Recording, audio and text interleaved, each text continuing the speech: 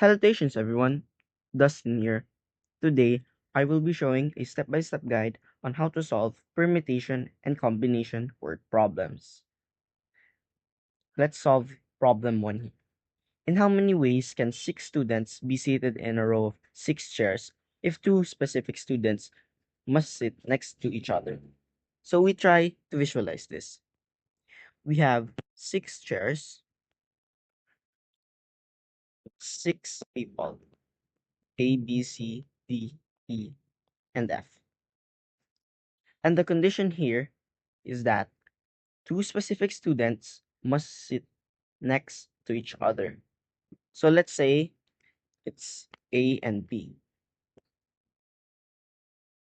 Now we designate the first 2 seats here for A and B. So A or B and B or A. We separate these 2 different scenarios. So we make this 2 seats as a singular seat. So if we count them, we have 1, 2, 3, 4, and 5. So what we do here is we make it so that we shuffle these different seats. Hence, we get 5 factorial. But don't forget, since this says A or B, since we can have the first seat for A, the second seat for B, or the first seat for B and the second seat for A.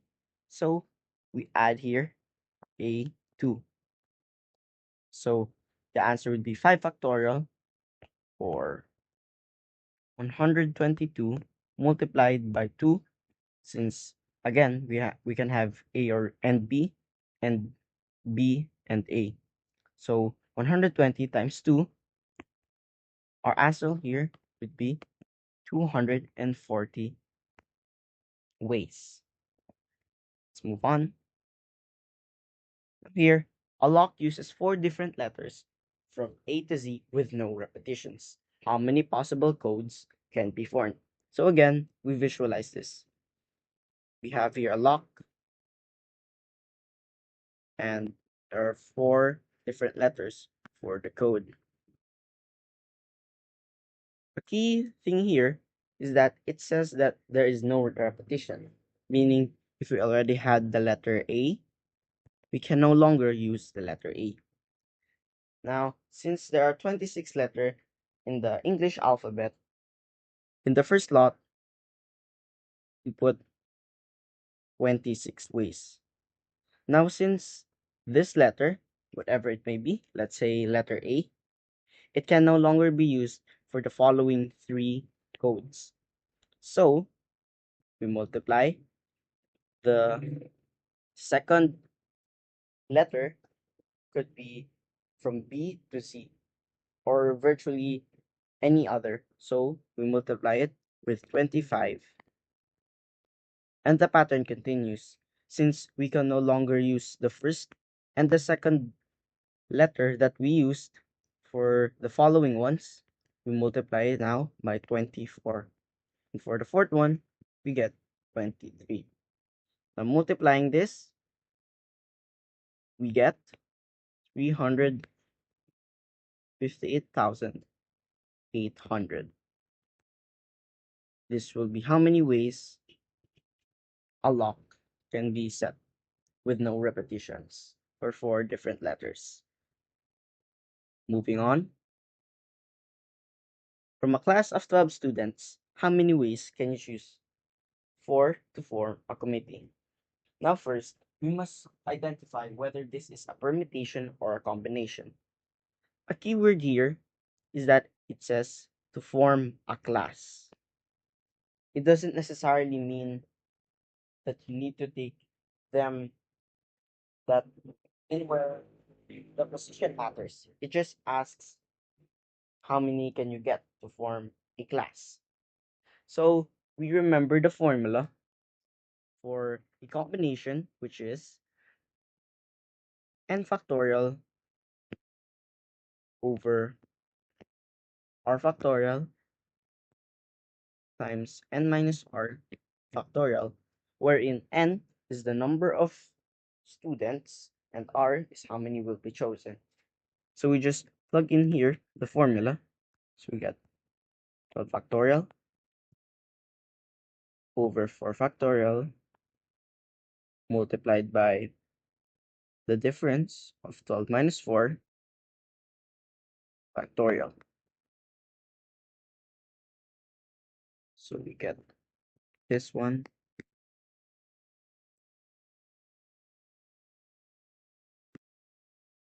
8 factorial, and we answer here, if you use a calculator, the answer here would be 495. Moving on, in a race of 8 runners, how many different ways can gold, silver, and bronze medal be awarded? Now again, we must first identify whether this is a permutation or a combination problem. Now clearly, it asks how many different ways can you get a gold, silver, and bronze, meaning there are 3 different positions. We need to take 3 of them.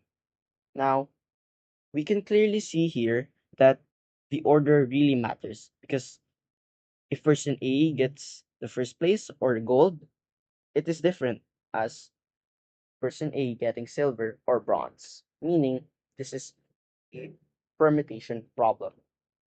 Now, just like the formula we used, we use the formula n factorial over n minus r factorial. Plugging in the values, we got n, or the number of runners. So we get 8 factorial over the difference of 8 minus 3. We get this. If we use a calculator, we would calculate it to be 336 ways. Moving on, for question 5, it asks, an ice cream shop offers 10 flavors. In how many ways can you choose 3 different flavors for a triple scoop? Now first, we identify whether this is a combination or permutation problem.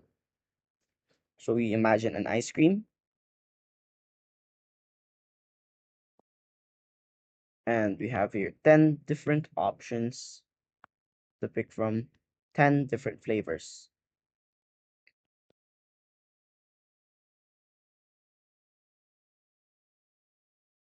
Now, we want here 3 different flavors.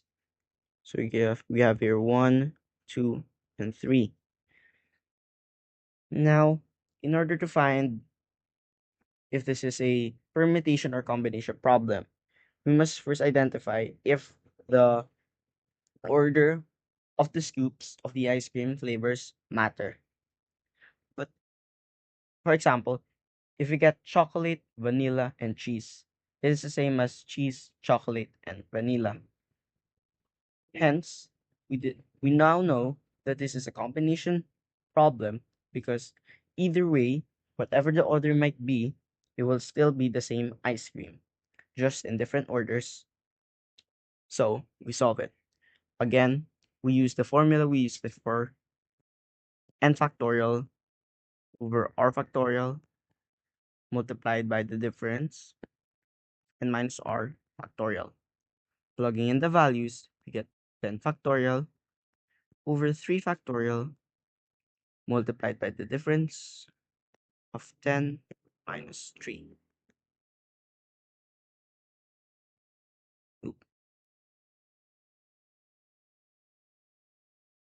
So 10 factorial times 3 factorial over 3 factorial times 7 factorial. And we use the calculator here. The answer would be 120. A password consists of 5 digits from 0 to 9 with repetitions allowed. How many possible passwords exist? Now here, it asks for password, a specific password, meaning we already know that the order matters, aka this is a permutation problem. So we visualize this. We have 5 digits, and within each digit, there are possible of the numbers 0, 1, 2, 3, and so on until 9. In total, there are 10 different digits that could be placed in one slot. So we put it as 10 times the second slot, which also has a 10, 10 different digits to be chosen. You got 10 times 10, and we continue on until the fifth slot, which can also be expressed as 10 raised to 5. Now, notice that we only multiply by 10. We don't multiply by 10, 9, 8, 7, then 6. Because this says that repetition is allowed. If repetition were not to be allowed, we would write it as 10 times 9 times 8 times 7 times 6. Because after using a specific digit, we can no longer use that digit for the rest of the numbers. But since it says with repetition, we use this one, or 10 raised to 5, or 100,000 different ways of a password access. Moving on, for question 7, we have from 9 players, how many ways can you choose 5 players for a team if one specific player must always be included? So we visualize something as this.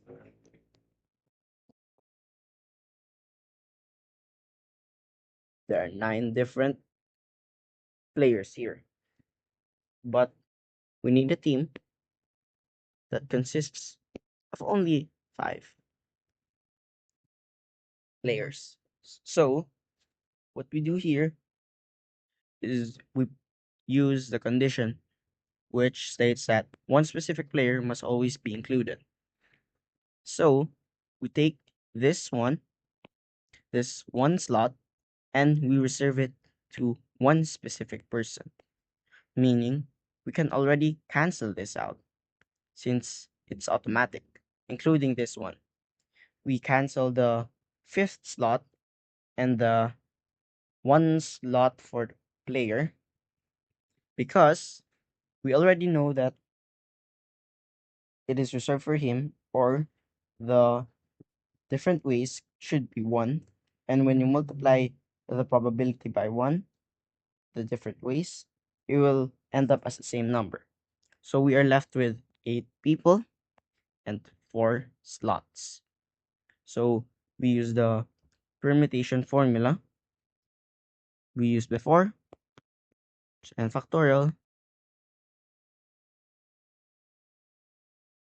We use the combination formula, which is n factorial, so r factorial, and minus r factorial. Plug in the values, we get 8 factorial, or 4 factorial, multiplied by the difference, 8 minus 4 factorial. Using a calculator, we end up with a value of 70 different ways for this problem. Moving on.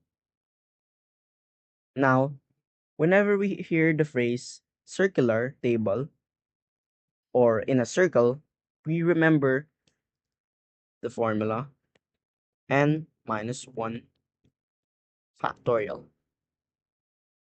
This is because in a circular table, let's say there are 3 people, A, B, and C. If we rotate it clockwise, we'll have A, B, and C.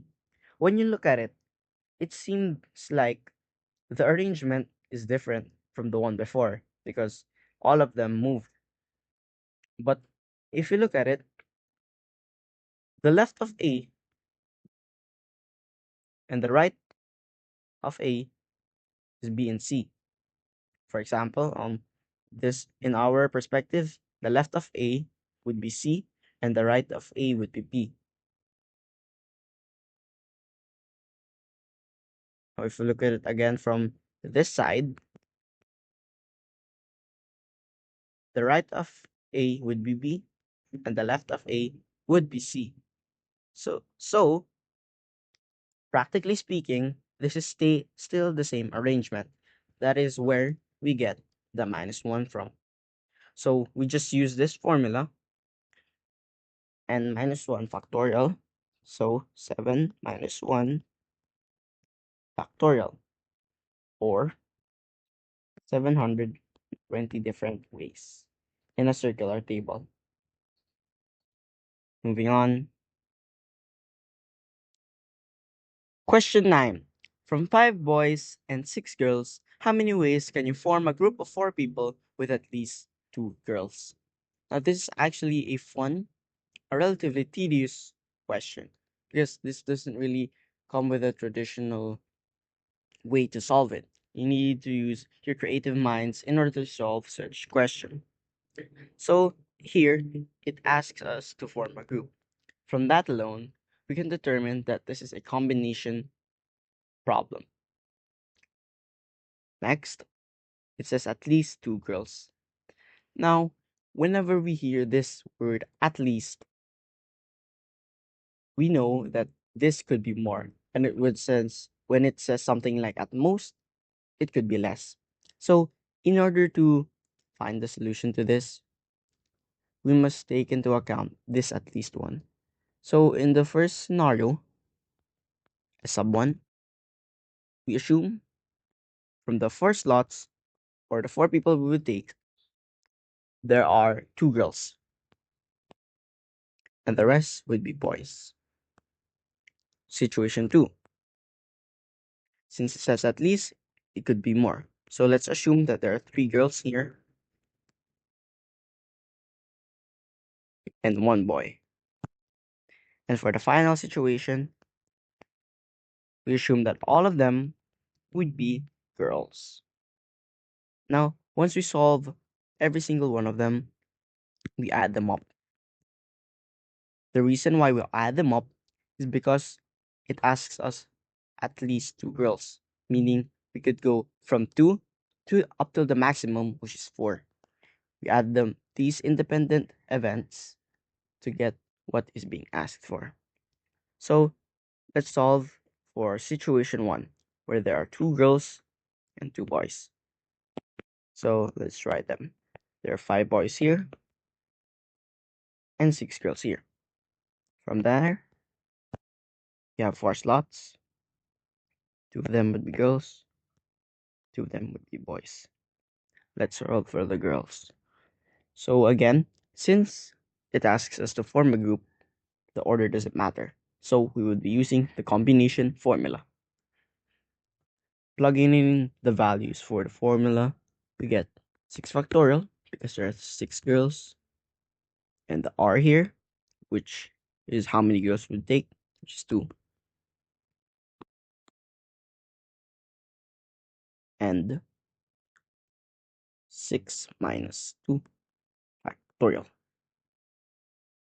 Plugging into the calculator, we get 15. So there are 15 ways for these 2 slots of the girls. Now for the boys one, we have 5 boys. We also take 2. 5 minus 2 factorial here.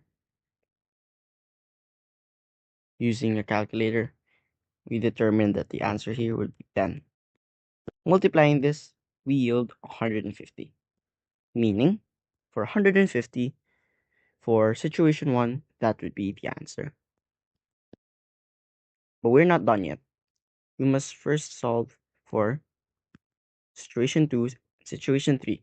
Once we get the values, we add them up, and then we determine, once we add them up, we determine the values. Finally get our answer. So situation 2, 3 girls and 1 boy. Again, we use the formula. 6 girls, we take 3 of them, 6 minus 3, factorial. We get 20 for the boys, 5 factorial for 1,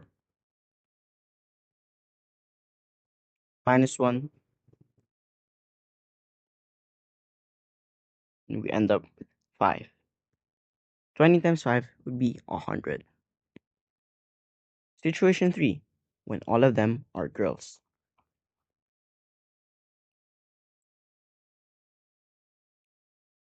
G. So, 6 total girls. We take 4 of them, and the n minus r here, which is 6 minus 4 factorial. We end up with 15.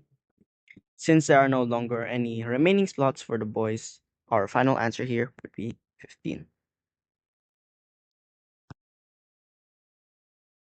Adding them up, 150 plus 100 plus 15 would equal 265 different ways.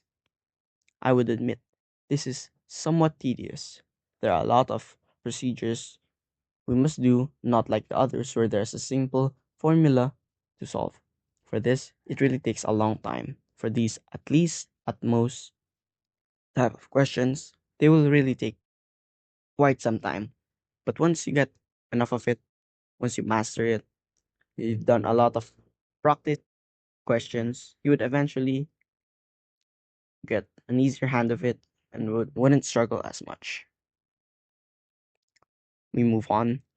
Problem 10.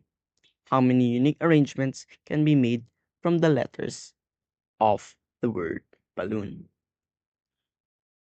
So, since this asks for a letter combination, we know from here that this is a question where it could be answered through a formula.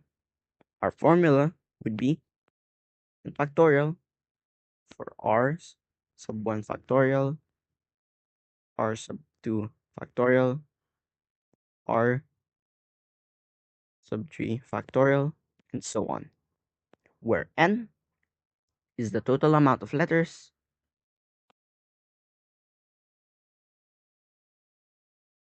and r would be the total amount of identical letters.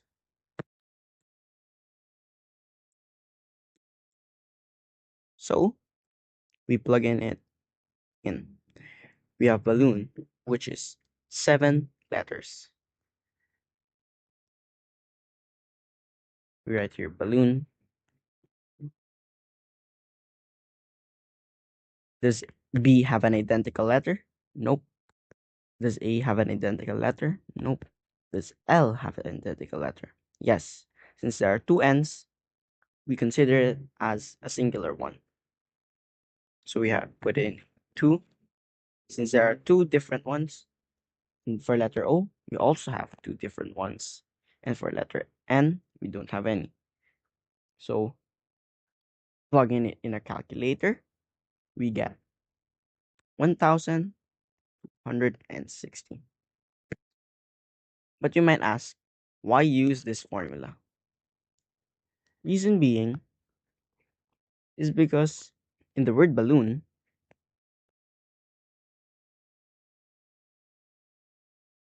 if we swap these two identical letter L's, they would be different. But if we look at it, it would be the same. So the reason why we put this r factorial under is because we remove the scenario wherein the identical ones switch places, but they're still the same. Meaning, by using this formula, we avoid these miscommunications wherein the two L's switch slots, but they're still the same.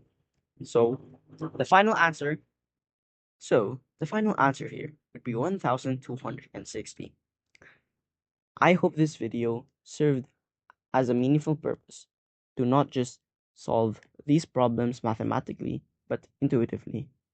Usually, in these types of permutation or combination problems, it really needs an intuitive approach. You don't really solve it through mathematical terms, you solve it logically. We use imagination, we use demonstration, and we just approach it as in real life. I hope this video served you well. Have a great rest of your day. Farewell.